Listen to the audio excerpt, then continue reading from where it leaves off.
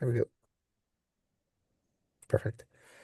So yeah, it's a great it's a nonprofit group. I'll throw it in the chat. And every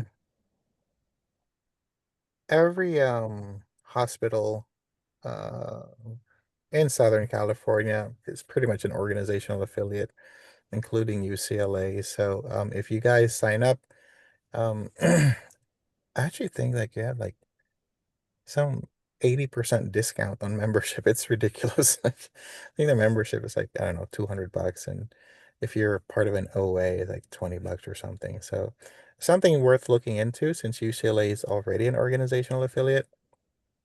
And also, I think there's discounts on memberships as well. So December 3rd, we do have our winter event. And I'll be moderating the public policy panel around, the effects of the big beautiful bill in California. So if you guys are interested in that, you just put it in the chat. It will be a good conversation. I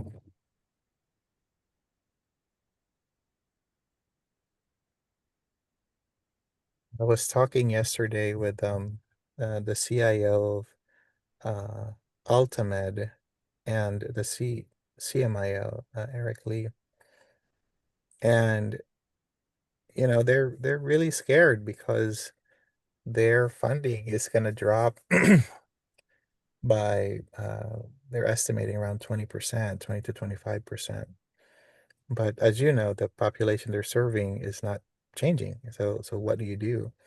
So the CIO, Ray, he actually invited me to do a leadership session for his leaders around the principles of the book, Flow Like Water, because it's a lot of it is around resiliency in turbulent changes. So I'm excited to help them out. But a lot of it ties into what we're going to talk about today, which is pivoting while being anchored to your principles and communicating in such a way that you're not antagonizing, but sharing what you think is important. And here's the really, really hard part. And I shared this last night too with the organizers of the event. In order for you to help move the conversation forward, you need to invest time in understanding the other party's point of view, so much so that you can articulate it in such a way that they would say, that's right. And from there, you find a thread that you can agree on and build upon that thread.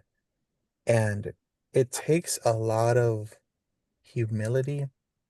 It takes a lot of putting your ego aside to really delve into the mind of, let's say, Patrick. Let's say he is on the other side of a topic. Like he is, let's pick a topic that's controversial. Let's say climate change.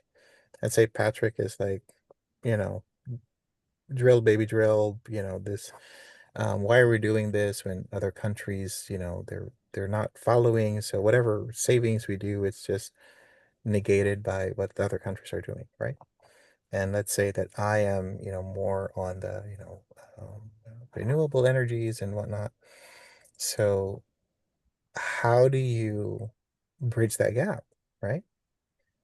And the first part in that is understanding, um, you know, why is Patrick so passionate about his point of view? What is he seeing, right? And that takes a lot of putting my ego aside to really get into Patrick's point of view. And just like last night when we had the presidents of CMA and CHA, No one was putting their ego aside. No, no one wanted to concede that the other side had points. That's, you know what, Melissa, that's a great point. I didn't think about that. I didn't see it that way. That's wow. That's I never thought of it that way. That is an amazing point. And if you do that, then you can open up a conversation worth having to move things forward. Um, so yeah, so we'll get into a lot of that today. It was so amazing because it literally just happened last night. I'm like, good God, like this is what I'm going to talk to you guys about today with communication. And these are seasoned political people, right? They're the president of the California Medical Association. These are big shoes to fill. These are big lobbying groups. So, um, yeah, it's fascinating to watch. So for today, we'll continue our conversation on executing, projects and that whole implementation side. And later on, we'll dive more into communication, and I hope you guys are up for it. Let's do some role playing, like the one that I gave the example with Patrick. We'll kind of go through that, and we'll stop and we'll see what language could have been used and what approach and all of that. So we'll all kind of learn together. So hope you guys are okay with that exercise. Um, so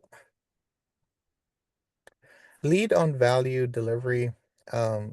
We talked about this a few weeks ago. Where in any project, right? Remember that. I think I have it here for today. I think I do. Yeah, this one. So 42. So let me actually jump there to 42. So every project initiative starts with the product vision. Do you guys remember this slide from like maybe 2 or 3 sessions ago? We had the releases, the iterations, had features have tasks. You guys remember this conversation? If not, that's fine. We'll definitely go over it today again because this is one of those slides that you definitely will get a question. But more than that, this, if you can understand this is, I would say, 40 to 60% of Agile is in this page, right? So every initiative starts out with a vision. So let's actually do this. Let's make this very interactive. Kenny, you are the Chief Transformation Officer for today. And we got funding from the government. They actually released that 500 million. Not sure if you guys saw that in the news. Research funding for UCLA that government released. So all right. So they gave that funding to you, Kenny. So now CEO said, all right, Kenny, you have this funding. We believe in what you think we should do next for UCLA, in terms of research, in terms of outreach. So, Kenny, $500 million, what do you think we should do? Where do you want to put that money? And no wrong answers. So, I think you're on mute.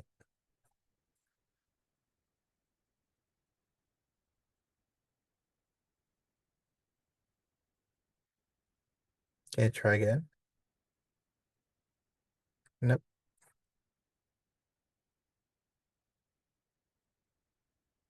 So part of that $500 million we're going to invest in Kenny's audio. Um, Can you hear me now? Yes, you can. yeah, we Yeah. can. Yeah, I would put it back in the research where it belongs. Okay, so all right, so research, awesome. So for today's exercise, pick a research topic or area where what do you want to dive into? Alzheimer's, what area are you interested in? All terms would be good. Yes, absolutely. So some close to that. Yeah, all terms would be good. Okay, so for today, our project is investing. It's 500 million, so that's pretty sizable. So let's create a new Alzheimer's Institute. How's that? Okay. All right, cool. So so that's the vision. Now let me go to Lizette. So Lizette, um, talk to us about the product roadmap. Um, what do you see for this Alzheimer's Institute? Let's make it 3 years. So what should we create in those 3 years? Would this include like new facilities, Sure, new sure. employees, new physicians, new equipment, um, and so on? Okay, um we have we have the vision, right? Alzheimer's Institute. So part of our roadmap is to create a new facility, right? That we're going to do. And in that facility, we're going to have, researchers and staff and whatnot. And how about equipment? Do you want to get like the latest MRIs and all of that? Yeah, if we have 500 million, of course. Yeah, so we're going to do all of that. Um, Anything else that you want? So, okay.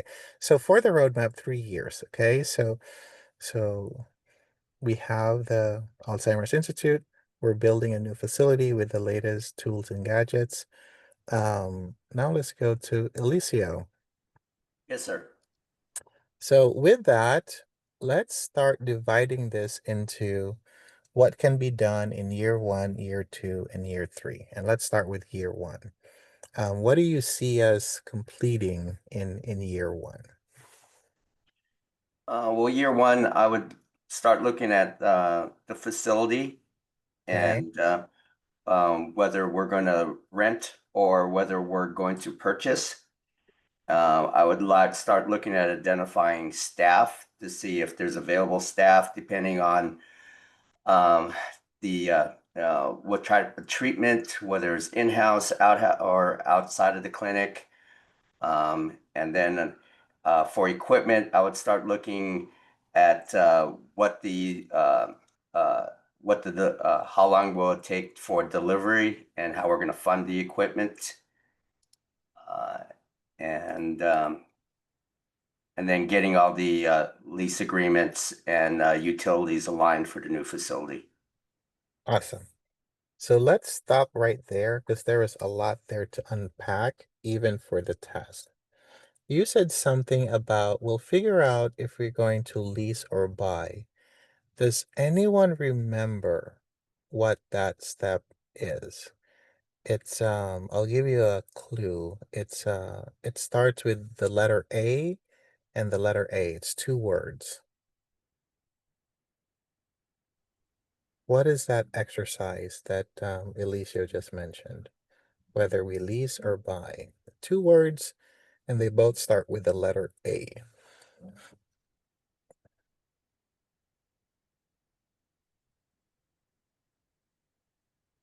All right, I'll give out the second A. The second A is analysis. What's the first A? Assess? Oh, was it? Assess? No, I was gonna say acquisition. Acquisition? no. So another example, so Alicia said lease or buy. Another example would be uh, in-house resources or consultants. Another example would be to build it ourselves or have someone else do it. So these are all examples of this type of analysis. Starts with the letter A. when you're looking at different things, you're looking at Alternatives? alternatives. Yes, yes, yes. So that's called alternatives analysis. So when you're looking at lease or buy, in-house or external, do we build it or we have someone else build it? So alternative analysis. So that's a really good point, Alicio. The first thing you have to figure out is what is our alternative analysis? What's on the table for us to look at? So that's number one. You went through a lot of the requirements, which is amazing, and that is what you would need to do before you can even begin figuring out um, what to build, right? So great. So thanks, Alicio. So so year one, our focus is on building the facility. And let's just assume for today that we can complete the facility in 12 months. So really, expedited project and got the A team in terms of the construction facilities and the permits, the mayor, the governor, they're all there signing everything. So in a week you get all the permits signed and so we can start construction. And so year one, let's just assume that we're gonna finish the construction. Melissa, year two, building's already built. Um, what can we do now?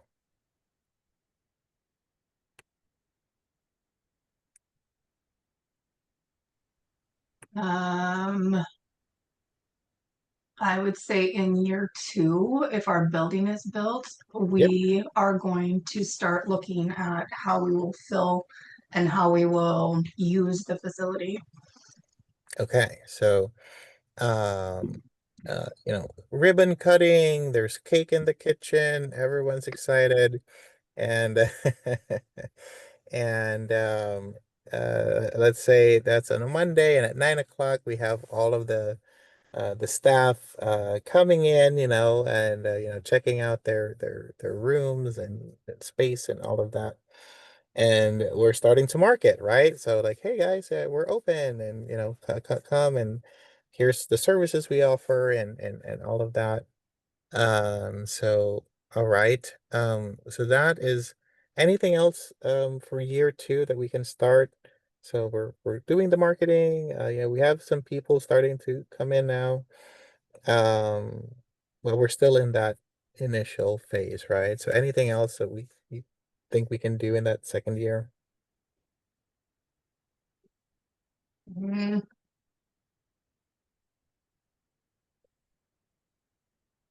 And again, no wrong answers.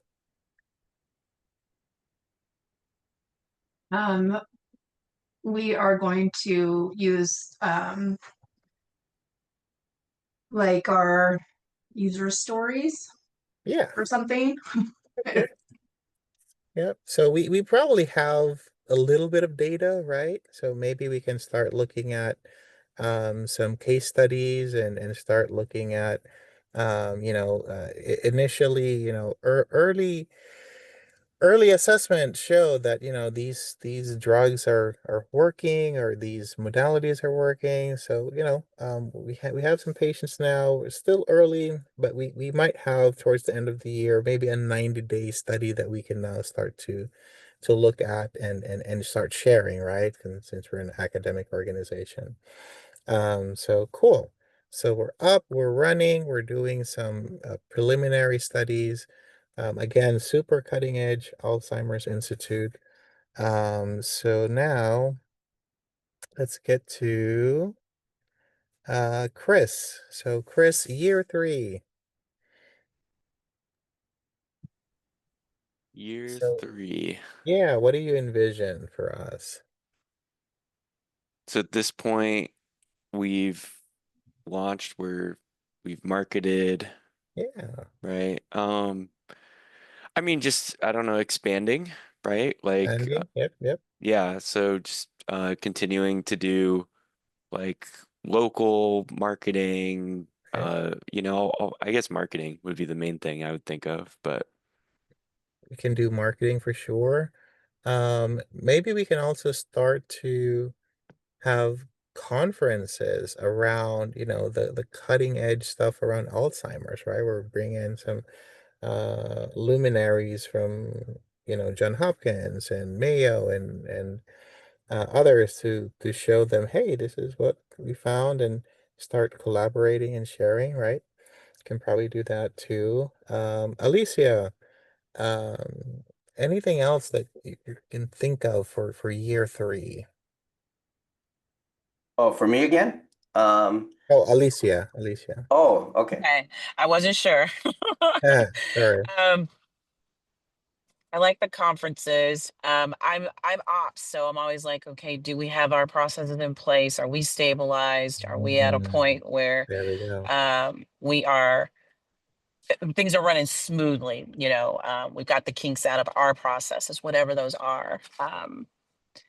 Especially if we're now kind of publicizing and socializing the great things that we're doing. What's the process? Do we have a communication plan? Right. Some of that infrastructure for me stands out, but I don't know if Right. that's the right answer. No, it is, because we need to do all of that, right? And you're absolutely right. Now we have enough data to start doing some continuous process improvement initiatives, right?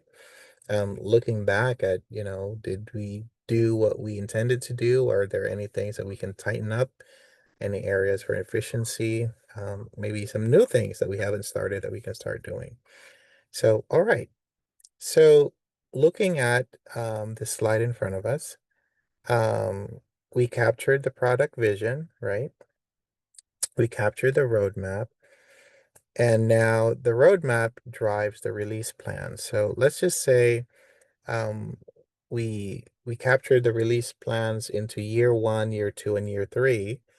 And for this exercise, we'll focus on release 1, which is year 1. And Carol, for year 1, do you remember what we said we were going to do? I think they for year 1, was it to make more Alzheimer's facilities? Yes, to build the actual structure, right? The actual building. So, all right. So that's our focus for year 1. Call that release 1. And now we need to create release plans. So we'll make it super easy for today. Let's say that each iteration is a floor that we're focusing on. So let's say, Eliseo, how many floors did you want for this building? It'll probably be 3 stories. 3 stories, right? So 3 stories. Um, we'll start with the first floor, and as you guys know, construction is more waterfall than agile. You don't want to uh be on the 3rd floor and say, oh, let's redo the first floor. That's not a thing. So however, within the floors, you have some liberty to think about, where to put things, like who's going to be in which area and whatnot. Anything that's not tied to the structural integrity of the floors, for example. Um, so now we're working on the different floors. Kelly, so we're on the first floor. What are the things that we should have on the first floor?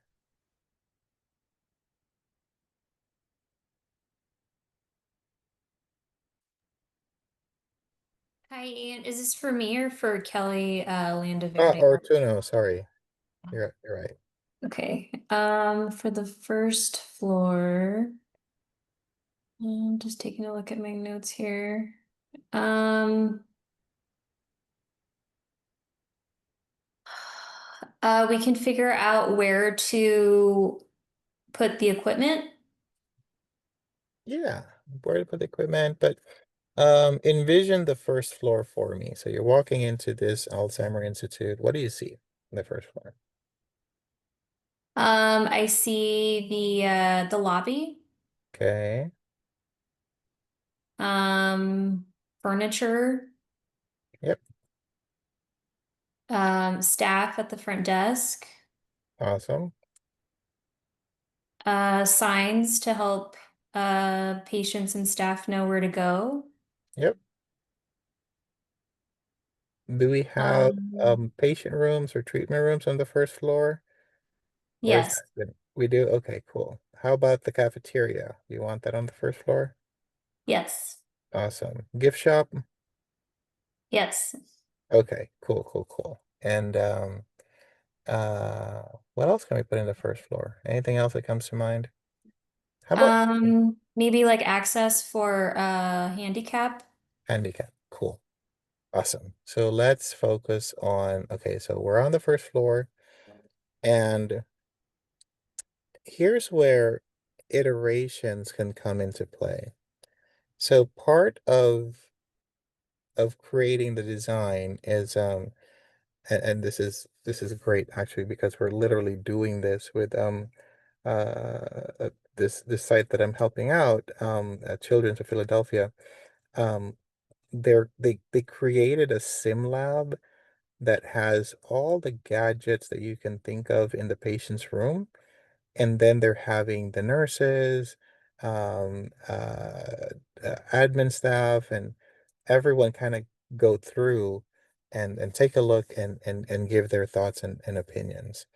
Um, and as we're getting feedback, we're incorporating, changing, modifying. So for our example, let's do the same. So, um, Kyle.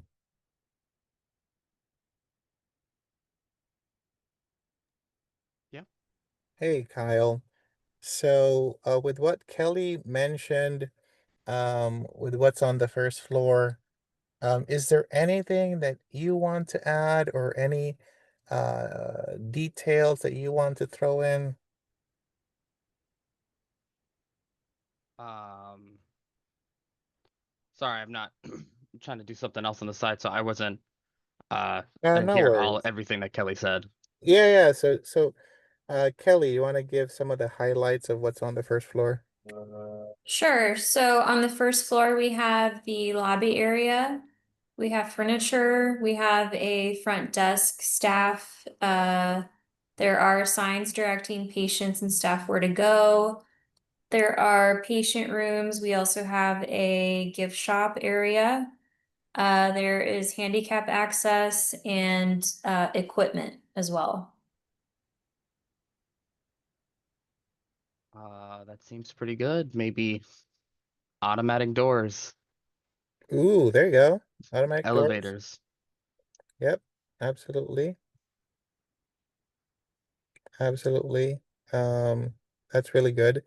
And now, Kelly, you actually touched on something really good where you were talking about, the lobby and um where where the patient can go.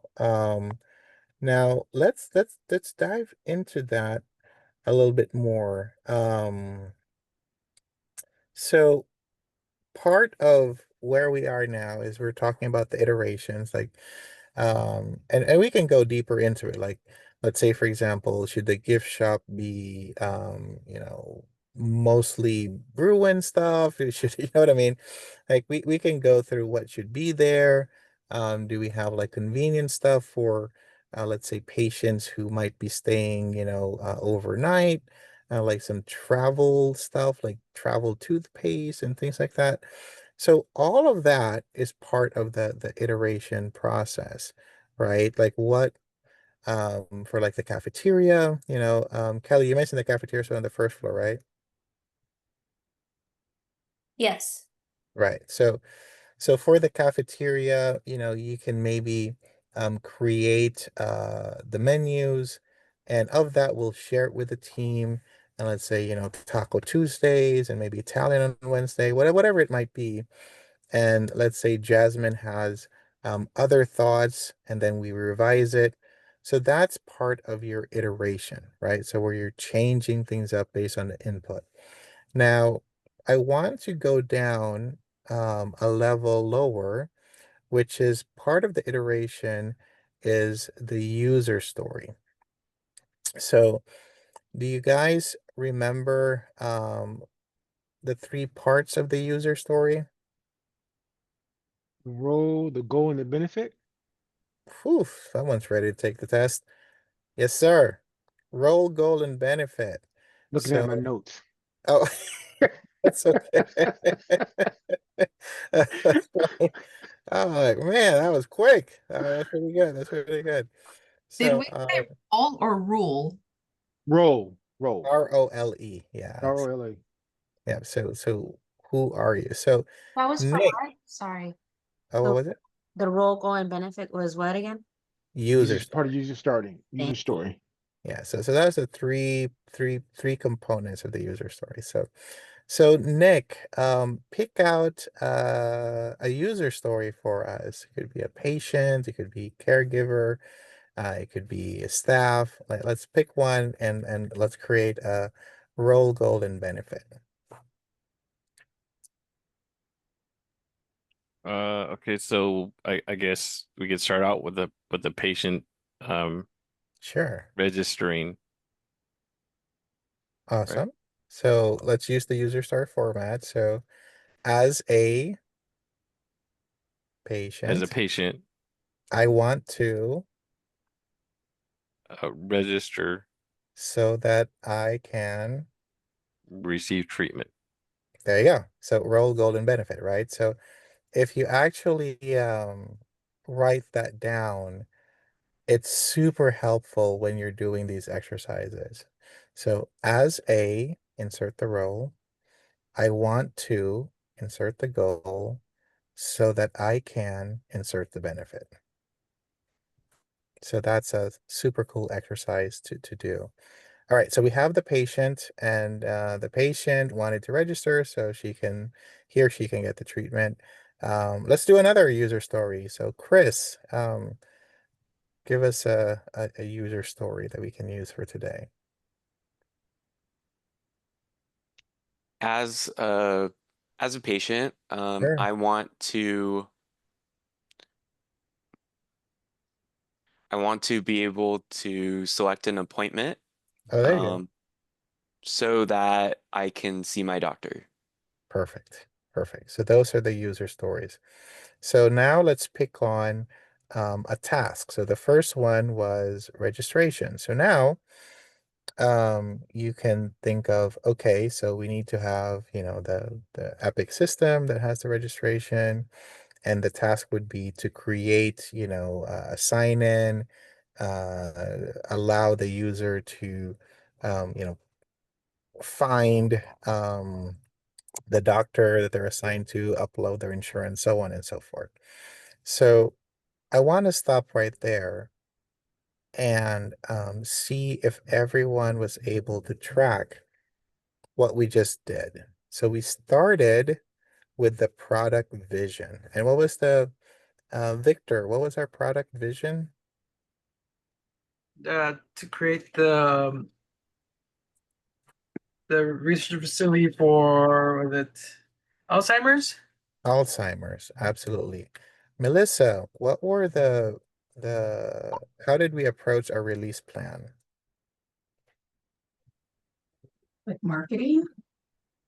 We said it was 3 years, right? So we had plans for year 1, year 2, year 3. So that was our release plan. Sweta, what did we say we were going to do in year 1? Building the facility. Building the facility, absolutely. Jasmine Rohano. So we talked about building the facility, and then we divided it into the different levels. Do you remember what we agreed upon for the first floor?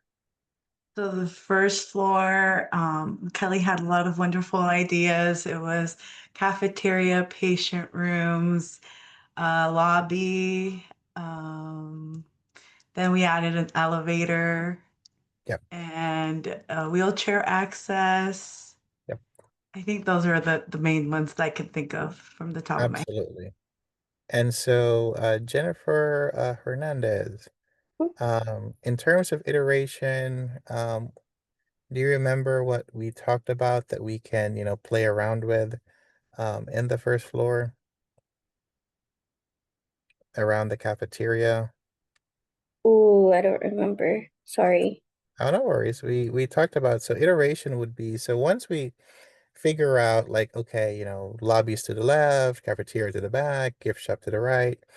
Now you can start thinking about, okay, so what menu should we have, right? So Oh, Tuesdays and Italians on Wednesdays. So those are things that you can play around with and iterate. Let's say you had, oh, I don't know, let's say vegan Mondays, and it didn't really take off.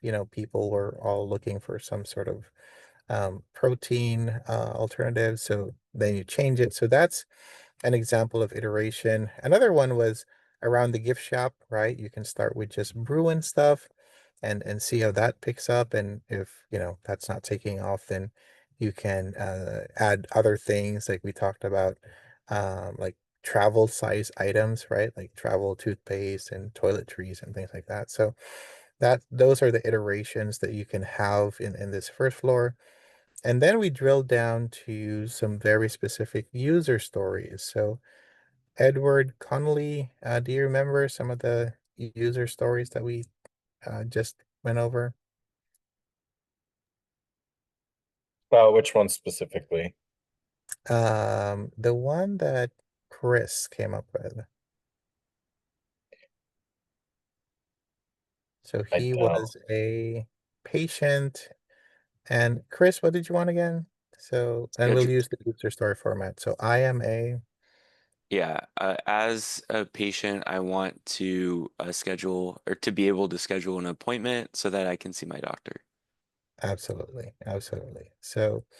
Um, so yeah, so that's the user story, and from there we can figure out, the things that we need to build, so he can schedule within the system. Let me stop right there because we just went over product vision all the way down to a specific task. Let me stop and see if you guys have any questions or thoughts.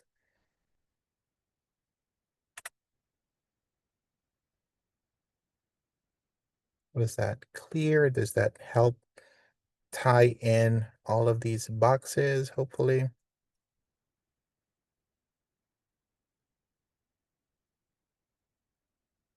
Yes, no, maybe.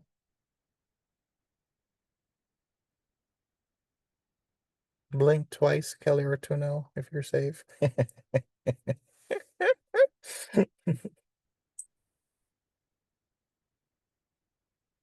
Everyone's so quiet this morning.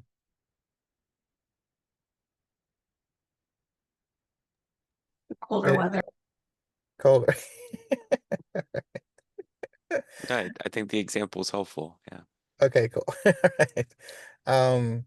So I hope now you can, when you see something like this, you can kind of relate the topics and create your own iteration. What we did was super big, right? We created this Alzheimer Institute. You can do the exact same exercise for implementing, let's say, Wayfinder, right, for the hospital, where release number one would just be, for example, in Ronald Reagan.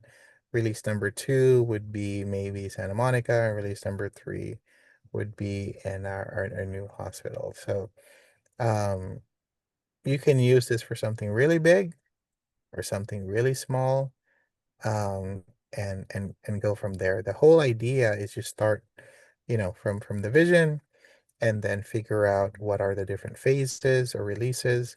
And from that, you figure out how you iterate within each phase. And each iteration, you focus on the user story, right? That the people using this tool, like what do they get out of it? And from there, you create the task that supports the user story. So for the test, it's product vision that drives the product roadmap, that drives the release plans. The release plans, within the release plans, you establish the iterations. And the iteration plan has the different features, which is driven by the user stories, right? So like the feature of being able to find your physician and book an appointment, that's a feature that's driven by a user story, right? The one that Chris gave. And then the task would be, what are the things that you need to create in the system to allow the patient to, book their appointment with their physician. So let me do this. I will stop sharing. All right. And Ian, I have a question. yes, ma'am. What we just went through, is that primarily for Agile?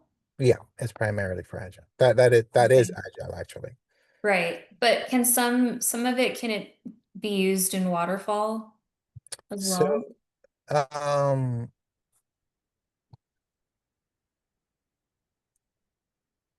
yes. And the part that is waterfall is, again, think of a physical waterfall, right? So top goes down a little bit and then drops a little bit and drops a little bit, right? The water goes in one direction from top to bottom, right? And so that is what the principle of the waterfall methodology. You don't revert back. You don't go from, the top to the middle to the bottom and then kind of go back to the middle. So in the example that we just went through, remember the very top one, the releases. Yep, Edward, no worries. Thanks, buddy. The releases that we had were very waterfall, right? We build the facility and then we start, hiring people and bringing them in. And then the third one, we started to reach out and start doing case studies and all of that. So you cannot start, bringing people in if the facility isn't built yet. So in that regard, that top part is very waterfall, right? Or could be waterfall. But for the purposes of the test, that slide that we went through, that is primarily agile, primarily agile. So when you see, a slide like that if they have an illustration, think agile. So, all right. I know you guys might be tired of this, but just to further solidify this tattoo on your mind, so to speak, we're gonna go through this quick exercise and then we will take a break after. So, all right, 1 second. Let me adjust my screen so I can actually see what I'm talking about.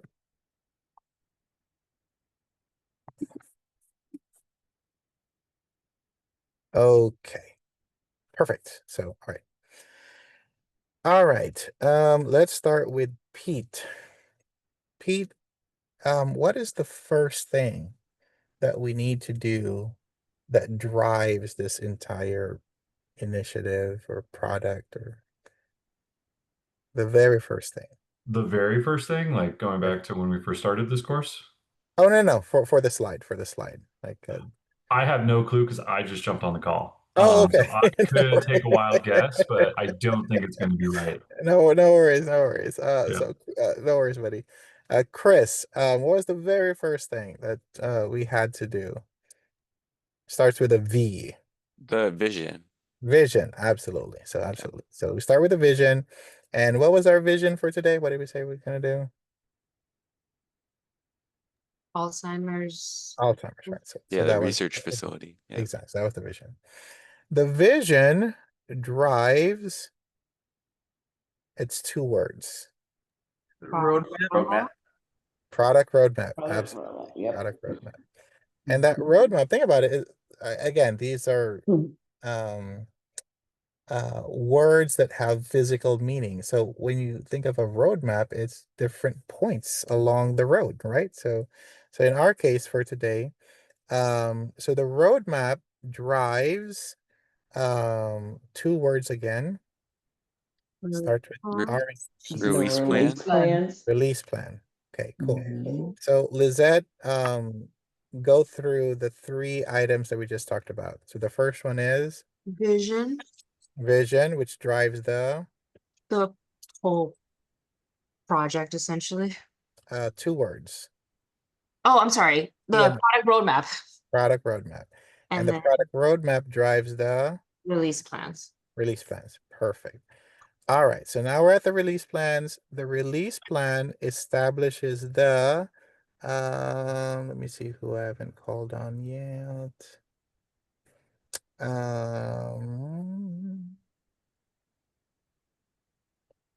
Jasmine Rohano. The iterations. Iterations. Perfect, perfect, perfect. And what does iterations mean? Like the different phases we're gonna go through. No. So Or features. no, iterations means we're gonna try to do this multiple times and hopefully get better each time. So iterate means to do again, right? So Okay.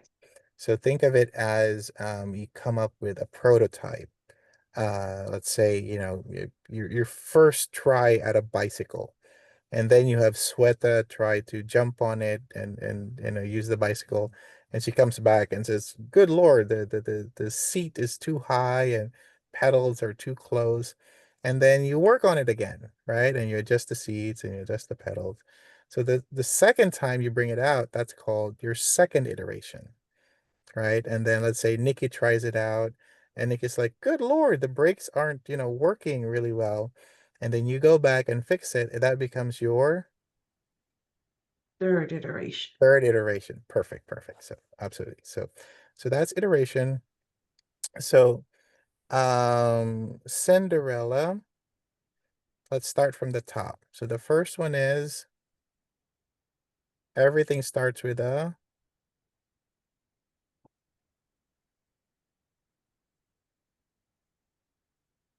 think Cinderella stepped away.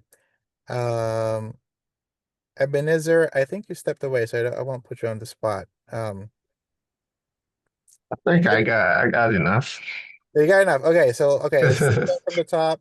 Everything starts with a Vision, that drives the the roadmap, the project roadmap, yep, and the roadmap drives the release plans, and that establishes the iterations.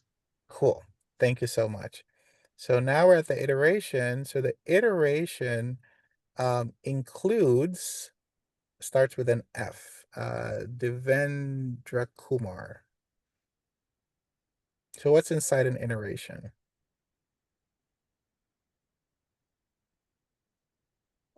Think he stepped away. Let's see. Lizette, what drives or not drives, what's included in iteration plan? User stories or features. Pick one. I'm gonna go with user stories. All Features. right, No, call a features, friend. features, Call a features, friend. features, because you said F. Yeah. Good catch. Features. And the features are driven by, I think I can call on you, Pete, now. What what Um, what drives features?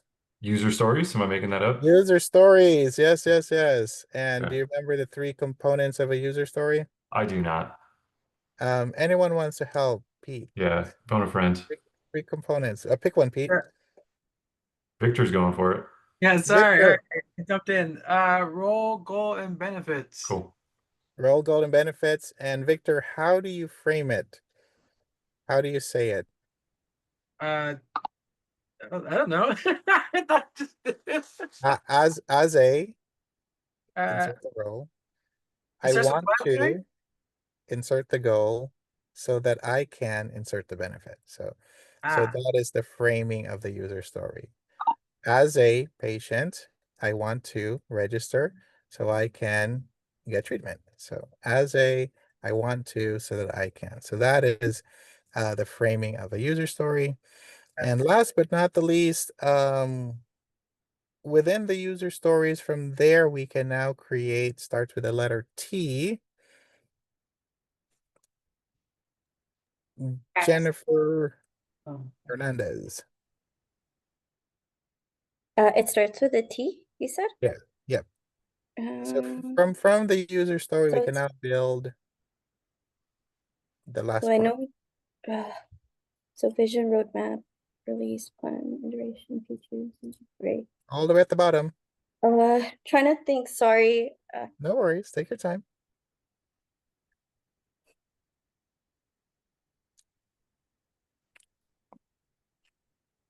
Mm,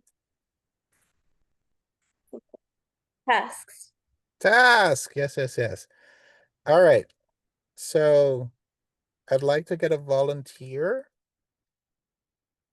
to go from top to bottom. Any volunteer. Melissa. All right. So what's the first part?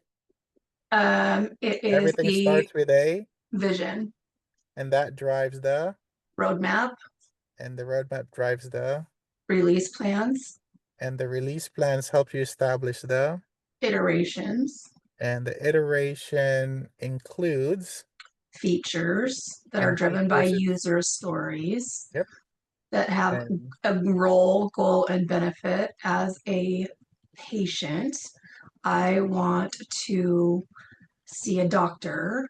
So, or I want to make an appointment so I can see a doctor, and yep. that drives the tasks. Boom. On that amazing note, you nailed it, by the way, Melissa. Let us go and have a break. Was that helpful, guys, going through that exercise? It was. It only took me, Yes. the entire hour to get it, but yes, it was. No worries, no worries. This is one of those slides that you just got to tattoo on your mind for the test. But I think you guys got it. So yeah, so that was a lot. Let's actually take a 15-minute break so you guys can get coffee or drink or something. So let's reconvene at 11:25 if that's okay with the group. Cool Thank you. beans. Thanks, 11. Yeah. Ian. Awesome. Thank you. Ian, and this, I have a, Yeah, go for it. it's maybe dumb. I just don't, okay, so for the gift store example, what would it Yeah. fall under? Would it be So under features or? so that's a good question. So Mhm, it could fall under features. For our example, we put it under iterations where we're talking about what to put inside of it. uh-huh, But yes, so you can put it under a feature that's driven by the user story. So now you would have to ask, people like, hey, what if you went into our gift shop, what are the things that you would want to see? So they would mhm, say, as a consumer, I would like to buy, let's say, personal toiletries so that I don't need to go to CVS. So yeah, so okay, that would be an example. okay, so I'll put it under both basically, but Yeah, mainly you, feature. you can, you can. The most important thing is what's driving it, right? So if it's up in the iterations, then we can say we'll test out, a certain level of not level, but these products for the month of June, we're gonna have just Bruin products. Let's see how that goes. And if the sales are low, then for July, you can iterate. And what would that look like if you're iterating in the gift shop? Sorry, I'm writing it down. Oh, no worries. So it'd be like specific. Okay, I get So it. if you were so June, our sales were low. We just had Bruin products. What can Mhm. we do in July to iterate? Remove the broom products. Don't do that. We're UCLA. Oh, sorry. Yeah, sorry. I was still thinking the other example. Uh, Um, yeah, add stuff, right? It's like add some other non-Bruin products. So yeah. Okay. Okay. Thank you. Sorry. I want to make sure you get your break yeah. too. Yeah, don't take away Bruin. We're gonna get in trouble here. I was still thinking of the Alzheimer's clinic. I'm messing with you. I'm messing with you. Okay. Thank you so much, Ian. No worries. Hopefully that's helpful. Yeah, it is. Kind of clears it up. I get it. Okay. Beautiful. All right. Well, Thank I'll you. see you 11:25. Okay. See you.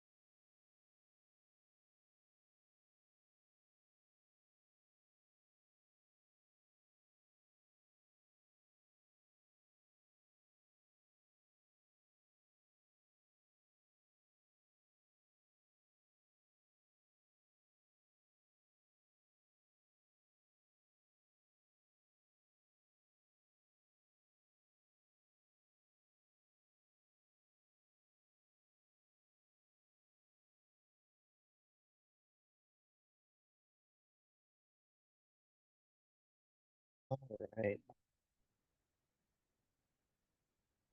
Welcome back.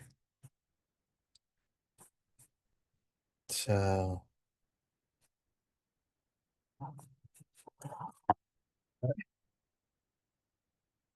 get back to it.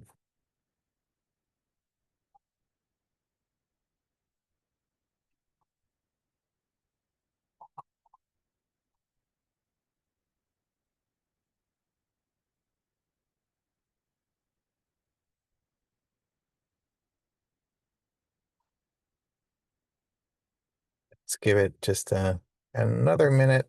Have 3 more folks here that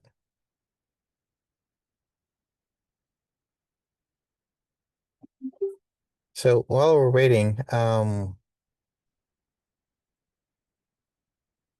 anything on that product vision to task that you guys want me to expand upon, or are we good with that exercise?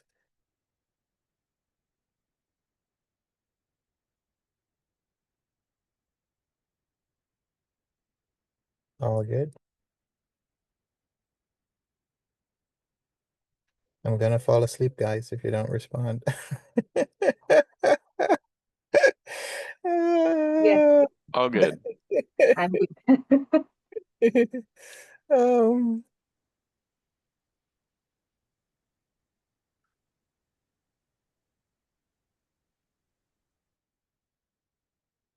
all right. Let's go ahead and continue on. Here we go. Going on with my screen.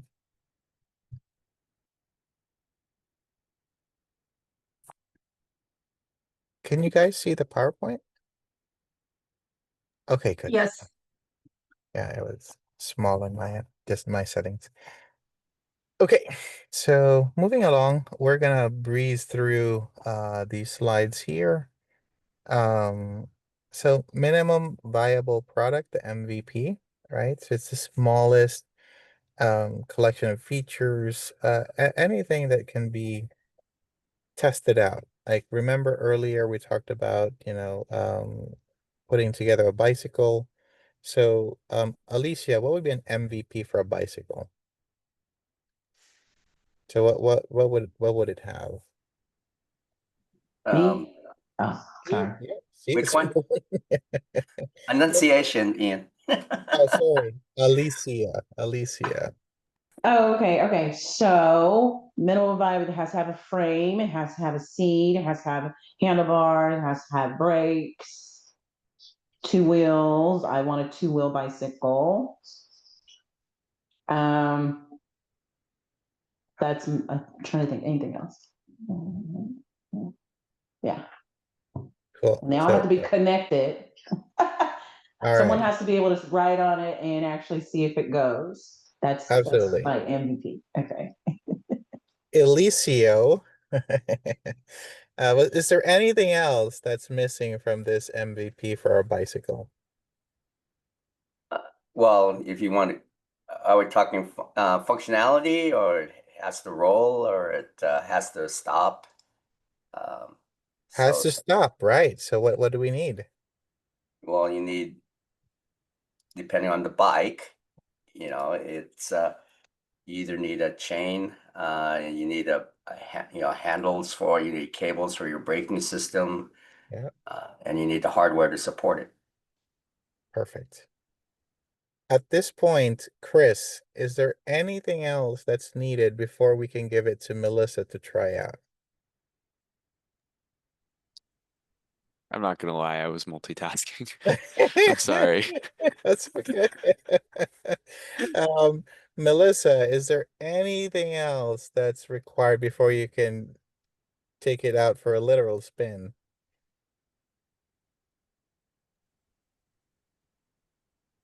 I don't think so. We have a seat, we have brakes, we have a handlebar, we have a frame, we have wheels, Yep. tires, I guess. I mean, I would assume that we're saying that tires and wheels are the same. Yep. How So about pedal? what's that? A pedal? Oh, pedal. Well, it depends. My son learned to ride a bike on a balance bike, so maybe. Alicia, do you want to add pedals? Thank you. Yes, Yes. I do. So now you guys know what an MVP is. It is a product that has the bare minimum, hence minimum, that you can use to try out, right? So that's what an MVP is. So when you hear MVP, the question in your mind is, does it have the absolute bare minimum to try out, right? So um notice that we didn't need like a 12 speed shift gear. We don't need that, right?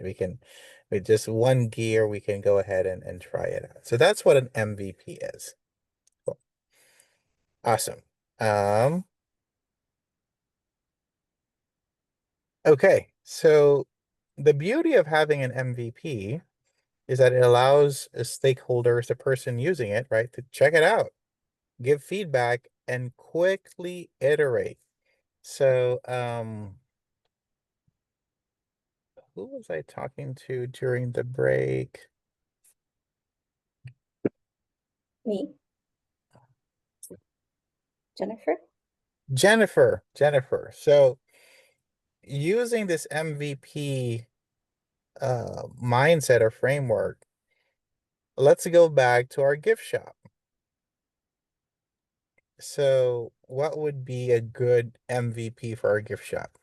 Like absolute minimum that we need. Snacks. So chips, sparkling water. So food, right? Gift shop. Um, So let's just group that under products. okay. Anything else we need? Like for the function, like for it to function? Yeah. Yeah, I mean, would staff fall under this as Yep. well? Like, You need someone there, absolutely. Not according to Amazon. That's true. That's true. So that's a really good point. So let's start out with someone there for now.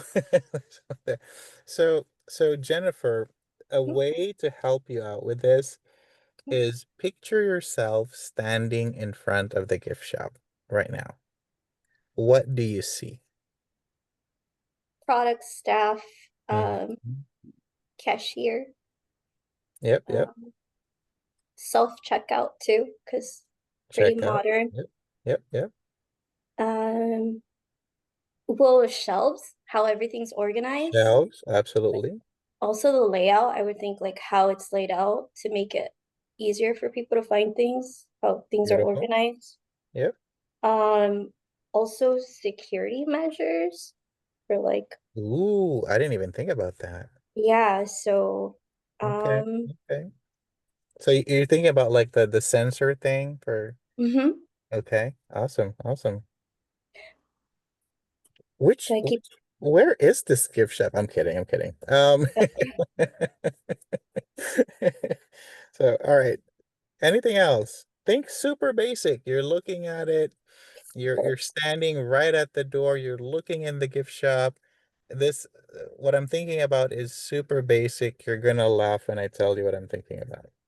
the windows. Oh, yeah. Carol put it, our hours of operation. Let's look a smart Yeah. one. Yeah. I would think Gifts. gift bags on this. Lights. Walls and door, Oh, mm-hmm. Lights. lights, yeah. Yeah, it's really dark without the lights.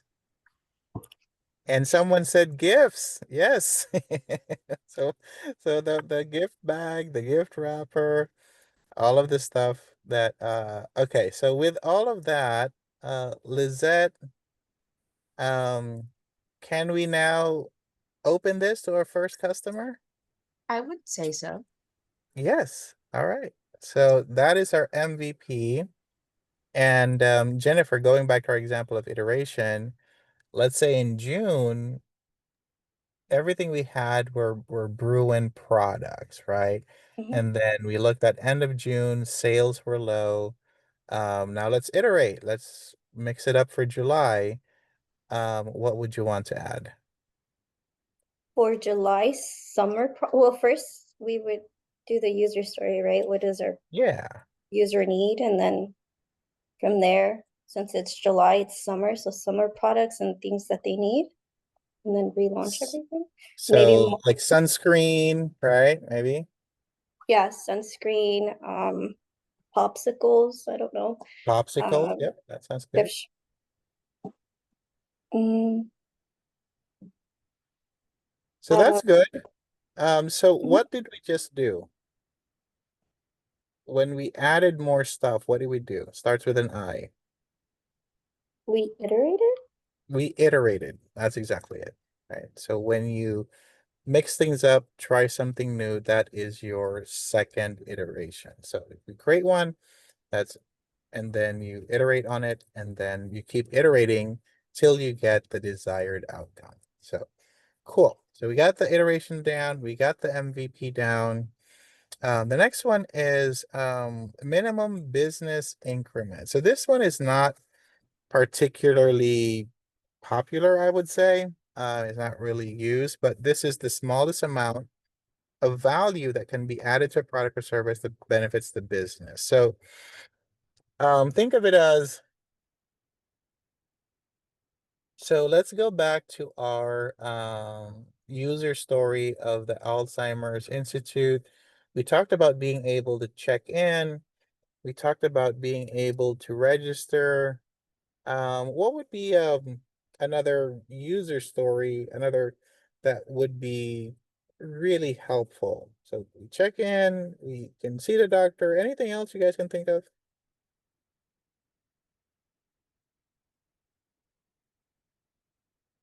So you're a patient. Let's stick with a patient. So, You can see like post-visit documentation. ooh, that's really good. So the after, so after you see the doctor, you get that summary, right? So that is an example of a minimum business increment, right? So it's something super small, super easy that we can add on that adds value, right? So the way to think about it is usually an MBI or minimum business increment is something that is singular in its function. It doesn't have like a lot of features to it. And this, let's say you print it out, you literally just have a piece of paper, right? So that is your post-discharge instructions, right? So that's a really good example. Who said that? Was that you, Chris? Oh yeah, that's a really good example of a minimum business income. Another one would be going back to our lovely gift shop. Um, let's say that you add a new product. So Patrick, with everything we talked about in the gift shop, what would be a good MBI? What would be something else that we can add that would add value to this lovely gift shop that we have? Maybe like a little bucket of mints, you know. There you go. Bucket of mints. Yep, absolutely helpful. And we can even have like a mint section, right? So it's just the Mentos, the Lifesavers, and all of that. So that group could be, again, it's small enough, it's easy to do. So yeah, so that's an MBI. So again, the whole purpose is, so let's say, And yeah, sorry, just going back to the example that Chris gave. yeah. What was the MBI for that again? Oh, the discharge instructions.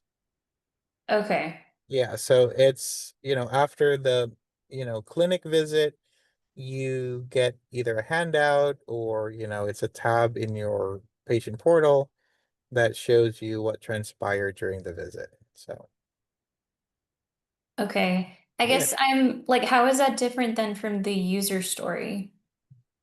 So the users, so that one is, a product that provides value.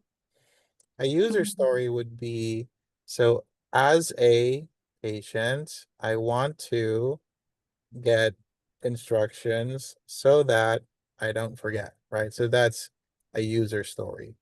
The the product that you got was that piece of paper. So that's the difference. So one is the actual product that provided value, and another one was, the story that led us to provide you that. Does that make sense? Yes, thank Yeah, you. no worries. Jennifer Mansourian, how are you? Hi, good, thank you. How did you duck behind the entire hour and 42 minutes? I don't think I've picked on you yet. No, sorry, I just messaged in the group. I had to join late. I had a conflict. Oh, no worries. I'm like, did I not No, did I it was. not So see if you you ask me and anything, just I don't know the blow answer. through? Well, you might. We're talking about gift shops and things to add, so yeah, so you might. Well, I'll let you settle in for the next before we jump on the break. And yeah, so we're talking about the MVPs, which is minimal viable product. What can you give to someone to safely use, to try out? And we talked about minimum business increment, something that is of value, easy to do. And for the gift shop, we said, a collection of mints by the register or something like that. So the purposes of having these MBIs and MVPs is so that we're always aligned with what the user needs. And also, we're not spending too much time, especially if it's not the right thing, right? So this is where Agile becomes super important, because you can get feedback early in the process.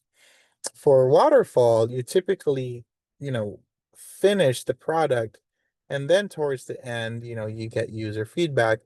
But at that point, you've invested so much into it already, right? So if we're using waterfall for the bicycle, it would have had, all of the gears. It'll probably have um, Elicio, you're the biker, right? Who's the biker in the group?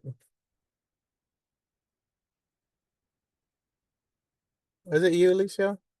Who? No, sir. Oh no, okay. Who was the biker in the group? I thought there was someone that loved biking. No, did I just dream that up? All right, nobody. Was that a vision? Oh, good one. More like a hallucination, I guess, since it wasn't real. Um, so if this were, waterfall, then we probably have figured out, are we using carbon fiber for the body? Are we using disc brakes? Are we using, all the different components that, and turns out, let's say going back to Alicia, we created all of this. So now I have this like racer bike, right? But turns out you just wanted a beach bike. So like, oh, put so much into it and, made it super light, but that wasn't what you were looking for. So this is where Agile becomes super important and helpful, because with that MVP of a bike, you can easily say, I'm not trying to race anyone. I'm just trying to chill on the beach. So this probably isn't the frame that I want. And with that, we can stop and say, oh, I missed that. Okay, let's go back to getting you a beach bike. So that's the beauty of having MVPs and MBIs. You can quickly pivot if you're not in the right direction. So we talked about this before, cycles and time boxes. So this allows you to um, like figure out, okay, what are we going to do for this week, right? So that's our time box. And what are we going to complete within this week? So the whole purpose is that you have a definitive timeline, and then you have definitive scope in terms of what you want to accomplish within that timeline. So that's the whole point of Agile. Is it's not trying to complete everything over a long period of time. you're trying to complete a lot of small things within shorter periods of time, right? And your cycles and time boxes could be, a day, a week. It doesn't really matter. What matters is what you all agree you're going to complete within that block of time. Does that make sense? Okay. So, measuring ongoing progress, again, the whole point is to make sure that you're showing things. Hey, Lizette, what do you think about this? And then Lizette gives you feedback, and then you go back and you iterate, and then you go back and say, how about now? Yep, I like this. However, can you fix that?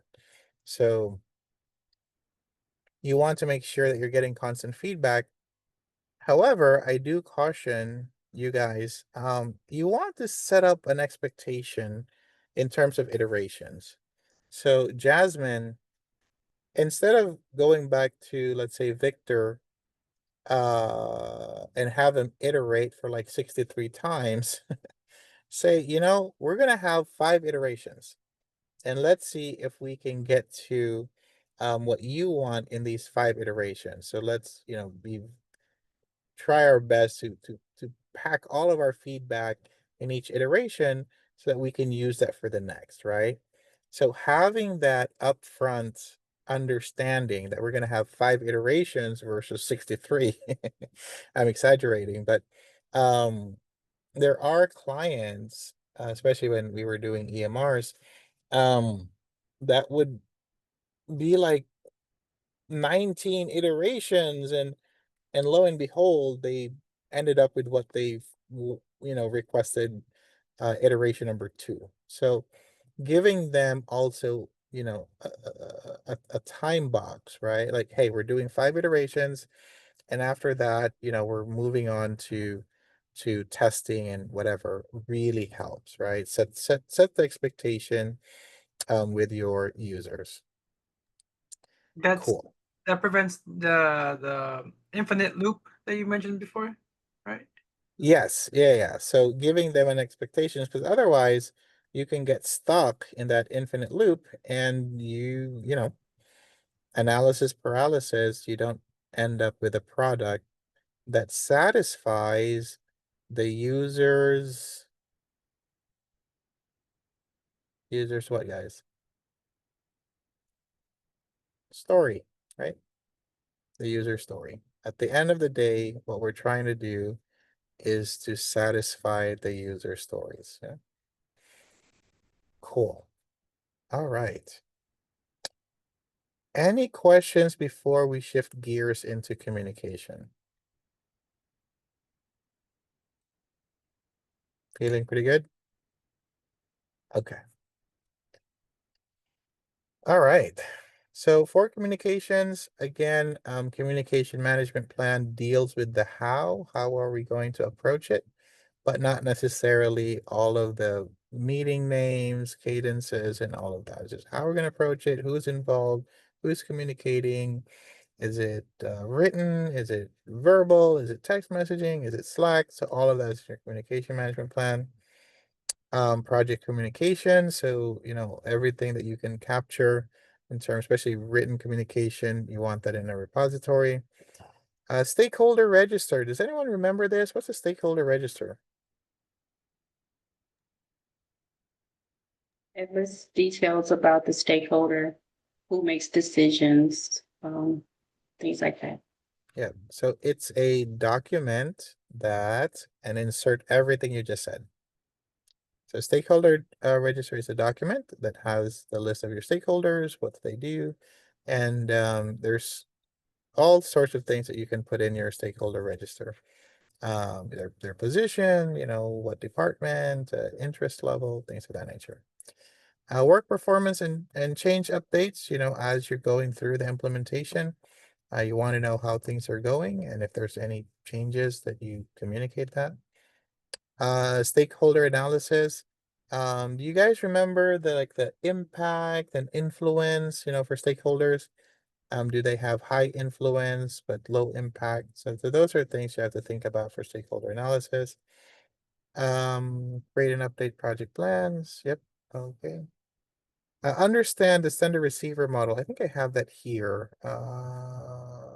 Where's my sender? Yep, it's number 59. Yep. Cool. So that's what we are going to be talking about for the rest of the day. So communication, so project communication, so different dimensions to think about, internal stakeholders versus external. You obviously share more with your internal group and try to be more, politically correct with your external, polish that up more, formal versus informal. I love informal communication because I find that people tend to be more transparent and are more willing to share things that aren't fully cooked. Like they're still just thinking about it, trying to coalesce their ideas. So I'm a huge fan of informal communication. And obviously once your ideas are solidified, then you can send it out formally. Hierarchy, how you communicate with your boss, your colleagues and people that are reporting to you are obviously very different. Official and unofficial, like reports that's very structured versus unofficial communication, let's say to the project team. You're putting together like, ice cream Fridays, so that's very informal. So it's very different from sending, a governance report. And written or verbal, again, tone, inflection.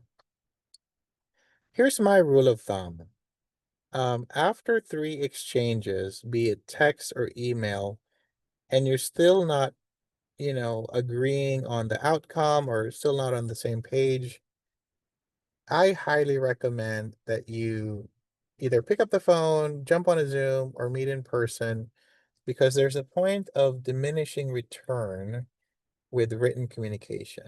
After a certain point, you just start getting into more details and this becomes an us versus them. And so I'm a big fan of 3 tries and then talk about it. What do you guys think? What do you guys have any type of like principle or practice? Let's say for you, Jasmine, let's say you're going back and forth on email and this is the 4th email and you're still not, on the same page with Alicia. Do you continue with email at that point, or you just try to say, "Hey, do you want to meet up?" But what do you typically do? And again, there's no wrong answers to Yeah, this. I think I like to do phone calls, especially if it's Yeah, like we're just going back and forth, like either a phone call or a Teams meeting, Zoom meeting, something where we can like see each other or like hear each other's yeah, voices. Because sometimes things get lost in translation when you're like just messaging people. So yeah. absolutely. And just an FYI for those of you who have people that report to you, be very mindful of if you're communicating down of how the other person sees it. For example, Alicia, if your boss on a Friday afternoon pings you and says, "Hey Alicia, hope everything's cool. Mind if we chat first thing Monday morning?" Send. You get that Friday at 4:30. What's gonna happen to your weekend? It would be a mess. Right? Full of anxiety. Yeah, I'm pinging them. I am emailing him. I'm sending him a text. Can we talk now? Is basically what I'm doing as soon as I get that.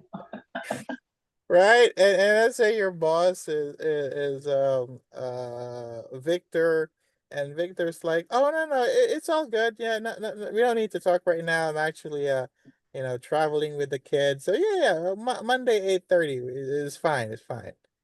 Nothing to worry about, Alicia. Are you enjoying your Saturday?" You know what? If I trust my boss, then yes, I am. Okay. Because if he's telling me there's nothing to worry about, then then I know him. If it was something to worry about, he would have called me. But I guess in this context, probably the right answer is no. I'm still a little anxious. Sure, I'll let you know. Hey, that's a Monday problem. We'll do that later. Now imagine, Alicia, if this was your boss's boss. Oh, yeah, I'm very nervous. So no, I'm not gonna relax. And again, I am probably pinging my boss to say, "Do you know Yeah. what this is about?" What's So up? yeah. What's going on? So that has happened to me multiple times, and usually it's a nothing burger. But good Lord, I'm like doing stuff, I'm dropping the kids off at ballet or whatever, and I'm just like, what did I do? What did I do? What did I miss? Right? Was it this meeting? Did I say something to Lizette? What did I Lizette say? tell her That's what it boss? is. What did I say? Oh my Yeah. gosh. What, Yep. what, what, what happened? So be very mindful because people reporting up to you see your communication as, gospel, so to speak. And the shorter the communication, the higher the anxiety. So let's say, for example, Lizette, I'm your boss, and I just ping you, um, hey, got 5 minutes? That's it. I would immediately And like, yes, what's going on? I don't respond for like 2 hours, and you didn't know that I was jumping on a plane or whatever's going on. And you don't hear from me for 2 hours, right? So that got 5 minutes, you're just like, what did I do? And and I'm not responding. So what's going on in your head, Anxiety. Just right? thinking like, what did I do? Did I do something wrong? Yeah. And Or you're what being it's about. nice and polite, like, hey, sure, of course. What do you have in mind, or what are you thinking about? And nothing, crickets for 2 hours. Yeah, anxiety. And it's lunchtime, like can't eat your Lost my sandwich. You're appetite. like lost your appetite. So I really want to drill this down because you all are leaders, and will have, people reporting up to you.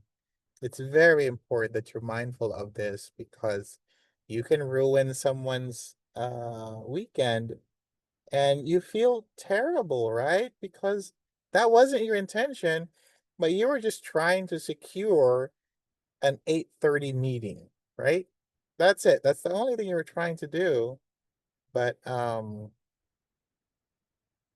because you were trying to be efficient, because you were trying to be efficient, uh, it ended up you weren't being effective. So there's this amazing quote by Stephen Covey. He said, be efficient with things, but effective with people. So never try to be efficient when you're trying to deal with people. Focus on being effective, not efficient. All right. We talked about the communication management plan. So here's an example, right? So, here's the communication, frequency, all of that. And this is super helpful. You started out in the beginning.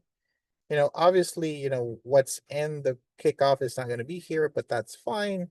But it gives you a nice matrix. So here's what we're doing, here's how often, who's responsible, who we're talking to, and maybe some of the, key things that we want to touch on. And these are, again, just more components to it. Now, no worries, Melissa. And we're going to go on break here in just a second. Let me find a good, yeah, we can pause here because there's a little bit more about communication that we can tackle. And, we're almost halfway through module 3, which is great. So let's stop right here. But before we do, any questions, comments? How are we doing for today? Doing good? All right. With that, let's jump on our break, and I will see you guys at 2 o'clock. Awesome. Thank you, guys. Thanks, bye. Thanks.